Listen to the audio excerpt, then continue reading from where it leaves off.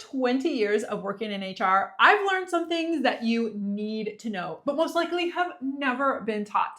So in today's video, I'm going to pull back the curtain on these HR secrets, which could help land you more jobs, get a promotion, and even save you money. And just because there are 20 of them, I'm going to use my handy little sheet so I do not forget any of them. So let's get started with interviewing. Number one is that if you have been called in for an interview, they want to hire you. So often when you go into an interview, you cede your power and your confidence to them. You think they're in the driver's seat. But in reality, you have already made it past so many of the barriers that if you're sitting in that seat, you are somebody they want. Now, let that give you a sense of confidence and a sense of power. Trust me, on the other side of the hiring table, they want to fill this position and they want you to make it easy for them to say yes to you. And when you switch your mentality from, oh my gosh, I'm so nervous, to, you know what? I have something they want.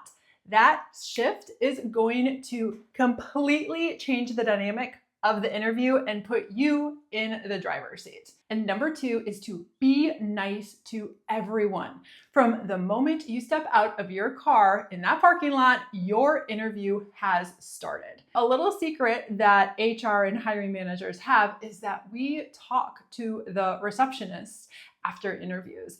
And that is just to get a sense of what you're like outside of your on mode.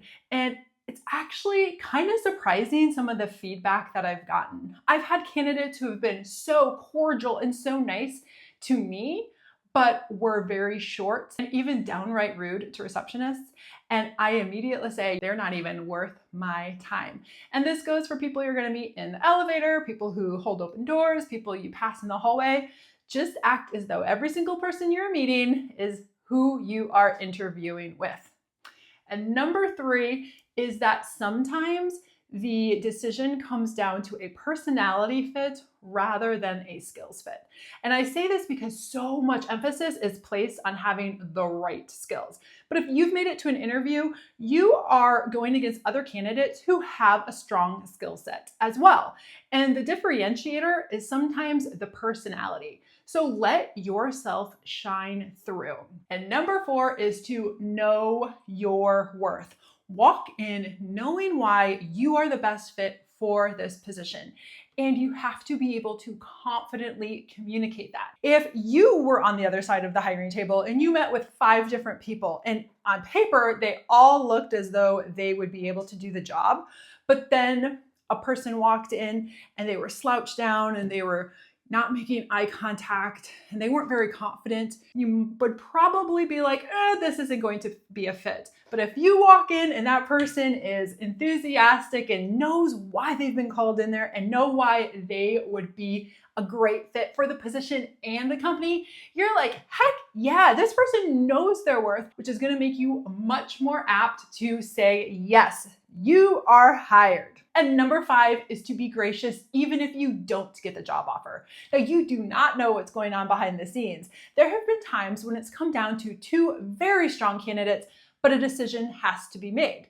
And with the candidate who doesn't get the job offer, they might be on the very short list for a similar position that becomes available, or for some reason, the top candidate falls through. Now, if you are going to burn a bridge, then you are completely going to be out of the running. And yes, I have had it happen where, I send an email that says, thank you so much for interviewing, and I've received some nasty things back. And I'm like, whoa. You have automatically disqualified yourself from all potential future jobs. On the flip side, I have received some responses back that are like, thank you so much for the opportunity. I would still love to be considered. If another position becomes available, I was really impressed with you and your company. And heck yeah, I'm giving them a call the next time I have a job that comes open that fits them. So there you have it. 5 interviewing lessons that you need to know. And if you would like an actual job search checklist, which includes these tips and more, just comment checklist below. Now let's move on to benefits. When you are looking at accepting a job offer, do not just look solely at what that starting salary is going to be. Also take into account the benefits. The benefits can really boost up the total compensation package of an offer. And you are within full rights to ask for a full benefits package once you have received that offer. So many people though just see that one number and they kind of forget about the benefits. And then when they start, they're like, oh, wait, I didn't realize that medical insurance was so much. So make sure that you are getting the full scope of the compensation package, including the benefits. Which brings me to number 2, which is when it comes to healthcare, look at the numbers. Oftentimes, bigger companies are going to offer you different types of benefit plans that you choose for that year. On the surface, it might look like, ooh, this is a really low deduction benefit plan, like only $100 per paycheck. And then you're going to start actually looking at what it covers. You're like, whoa, that out-of-pocket maximum's like $12,000. So in reality, you might be spending more if you do have health concerns that are ongoing, or if you have a family where you have a higher probability of somebody getting sick. So run those numbers before you commit to a plan. And the third benefit point is you are not necessarily locked into your benefit plan for the entire plan year. When you start a job, you select a plan, and then generally you're going to have open enrollment each year. A lot of people think this is the only time that you can make changes, but there are things called qualifying events. Qualifying events can be, adoption, a birth, a marriage, a divorce, your spouse losing or gaining coverage. So when those things happen, you might have the opportunity to have a window of time where you can make changes to your benefit plan. Which brings me to benefit point number 4. Ask the dumb questions, because they're not dumb. But the amount of people who've come in my office and been like, oh, I just have such a dumb question. And I'm like, look, it's not a dumb question. Benefits are freaking overwhelming. Ask away. I much rather you feel confident with the decision that you're making than wonder if you should have made a different decision, but you were just too scared to ask. Ultimately, you need to feel in control of the decisions that you are making. And number 5 is to ask about all of the benefits that your company offers. We all know the big ones, right? There's PTO, there's health insurance, there's 401k, but there are a lot that fly under the radar. Some companies have dedicated websites for this information, or others have a hard copy of the programs that they offer. But some that I have seen and personally used have been will preparation, or EAP, which is Employee Assistance Program, wellness programs, discounts on health clubs, even pet insurance. Even though you might not use all of these, you might use some of them, and those could save you some big money. Now, if you are getting value from this video, make sure to hit or smash or boop or whatever you want to do the like button. Next up, we have raises and promotions. My first tip is that you do not have to wait for the annual raise cycle in order to ask for a raise. Yes, you can ask for an off-cycle raise. The amount of people that don't know this is astonishing. They just think they have to wait around until they're told what their raise is going to be. But I have seen, and I have personally proactively said, I know I deserve this raise, and I have asked for an off-cycle raise. And the beauty of an off-cycle raise is it does not negate your annual raise. It's usually in addition to it. Which brings me to my second point. If you are going to ask for an off-cycle raise or a promotion, you need to back it up by data, by facts. Don't just walk into an office and say, I deserve a raise, because I know that every single person believes they deserve a raise. You need to prove why you deserve a raise. If you can back it up, you're going to have a much higher success rate of getting it approved. And the third point is that you need to be your biggest advocate. Nobody else is going to advocate for you as much as you are. Do not be timid. Do not be scared. Or if you are, you got to get over it, because you can either complain and say nothing's happening, or you can take control and advocate for yourself. Those are the people that are going to have the raises, the promotions. And this ties into number 4, which is don't be humble. If you rocked a project, if you knocked it out of the park, take credit for that. Don't just say, oh, it was no big deal, or, I didn't do much, everybody else did it. No, say, thank you. I worked really hard on this. This is what I learned, and I'm really excited that it was such a success.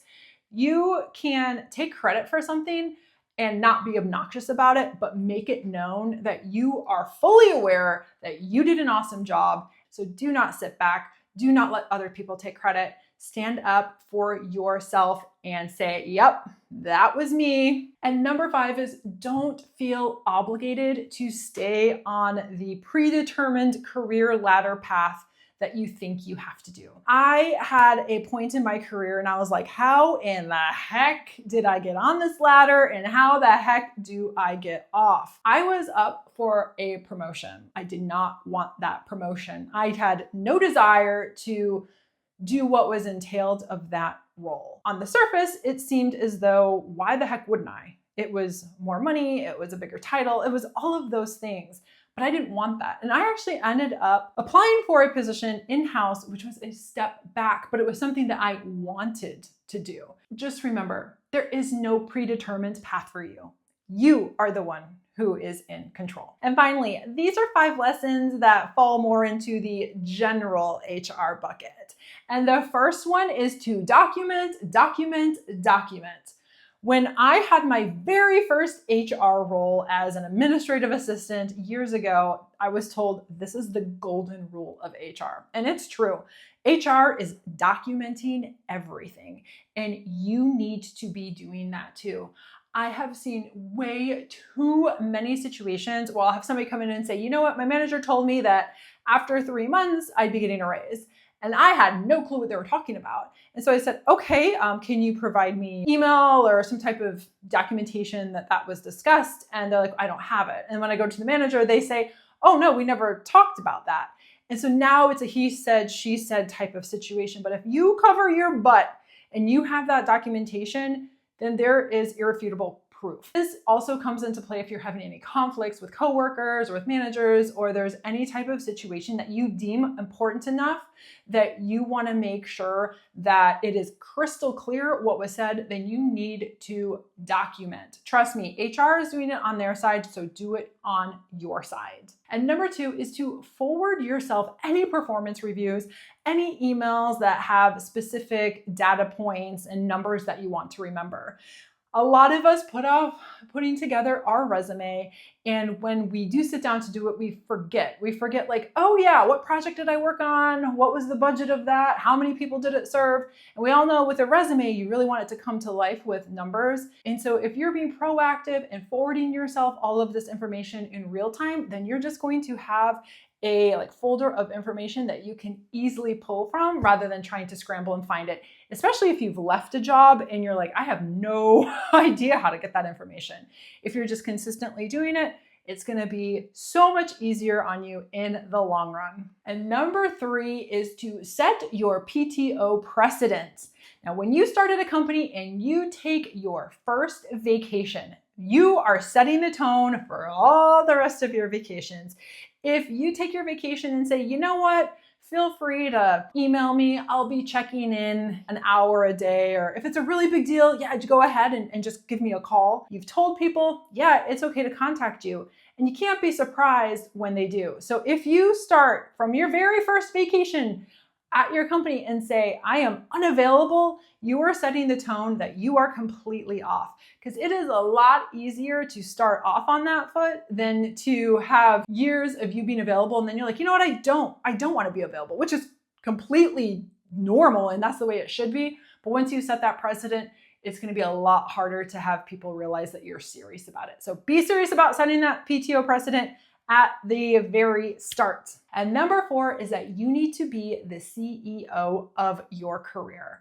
And this is so important because nobody is going to be more invested in your career than you are. This means recognizing areas that you are excited about and asking your company if there are more opportunities to do that. Also, it's saying, this is not a path I want to go down, and stopping that early before you end up, 10 years into career that you didn't even know how in the heck you got there.